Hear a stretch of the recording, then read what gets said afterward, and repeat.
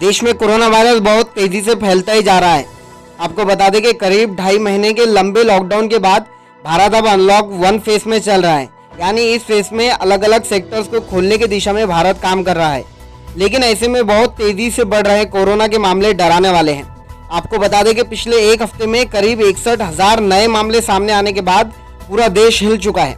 यानी एक हफ्ते में 7 दिन के अंदर अंदर पूरे भारत में 61,000 नए मामले आए हैं। इसी के साथ स्वास्थ्य विशेषज्ञों यानी डॉक्टर्स वगैरह एक्सपर्ट्स का कहना है कि यदि हालात बेकाबू हुए तो लॉकडाउन फिर से लागू करना पड़ सकता है। साथ ही ये भी कहा जा रहा है कि शॉपिंग मॉल और धार्मिक स्थलों को खोलना जल्दबाजी होगी।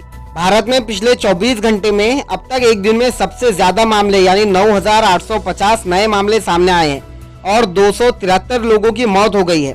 मशहूर डॉक्टर अनवीर कुमार ने कहा है कि इस समय लोगों का खुद पर लॉकडाउन लगाना जरूरी है।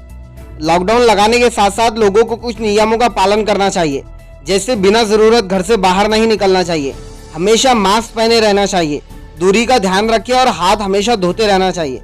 ऐसे बहुत से अलग अलग डॉक्टर्स और एक्सपर्ट्स हैं जो इस वक्त भारत की स्थिति को देखकर अपनी राय और अपने सुझाव पब्लिक के सामने रख रहे हैं।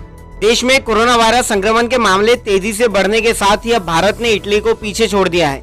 कोरोना वायरस महामारी से सबसे बुरी तरह प्रभावित देशों की लिस्ट में भारत अब 6ठे नंबर पर पहुंच गया है।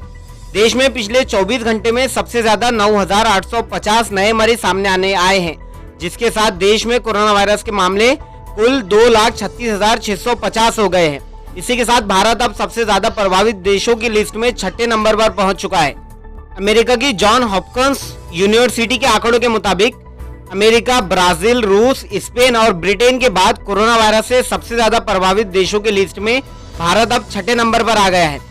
भारतीय केंद्रीय स्वास्थ्य मंत्रालय ने बताया कि देश में 1,15,940 संक्रमित मरीजों का इलाज चल रहा है, जबकि 1,14,000 के करीब लोग ठीक हो चुके हैं। इसी के साथ आपको बता दें कि इन देशों के मुकाबले में भारत में मृत्यु दर सबसे कम है, जिसकी वजह से भारत में अब तक सिर्फ 6,650 लोगों की ही मौत हुई है।